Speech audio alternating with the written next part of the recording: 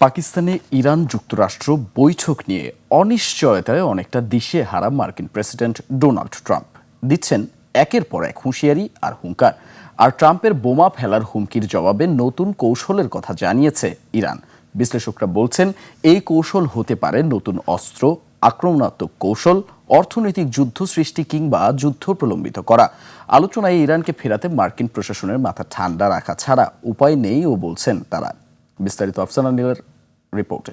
Niacinamide ও salicylic সমৃদ্ধ lily face wash যা ফেসের ডেড স্কিন সেল দূর করে দেয় দ্বিগুণ ফাস্টার ব্রাইটেনিং।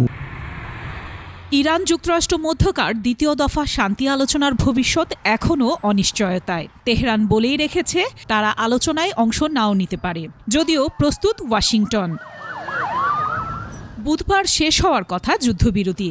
মার্কিন প্রেসিডেন্ট ডোনাল্ড ট্রাম্প বলেছেন যুদ্ধবিরতির মেয়াদ বৃদ্ধি করার সম্ভাবনা খুবই কম। আর ইরান অভিযোগ করেছে অবরোধ আরোপ করে আর যুদ্ধবিরতি লঙ্ঘন করে ট্রাম্প আলোচনাকে আত্মসমর্পণের টেবিলে পরিণত করতে চাইছে, কিংবা নতুন করে যুদ্ধের অজুহাত তৈরি করছেন। এদিকে আলোচনা ঘিরে অনিশ্চয়তার মধ্যেই ট্রাম্পের কড়া হুঁশিয়ারি, যুদ্ধবিরতি যদি কোনো অগ্রগতি ছাড়াই শেষ হয়ে যায় তাহলে অনেক বোমা পড়া শুরু হবে।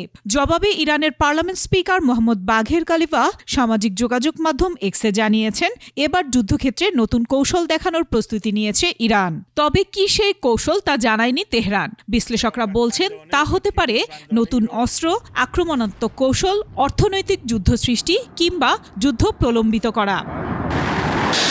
বিশ্লেষকরা আরও জানান চুক্তির মূল কাঠামোর একটি বড় অংশ নিয়ে হয়তো দুই পক্ষের সমঝোতা হয়েছে, কিন্তু ট্রাম্পের কঠোর অবস্থান পুরো কূটনৈতিক অগ্রগতিকে ভেস্তে দেওয়ার ঝুঁকিতে ফেলছে বারবার।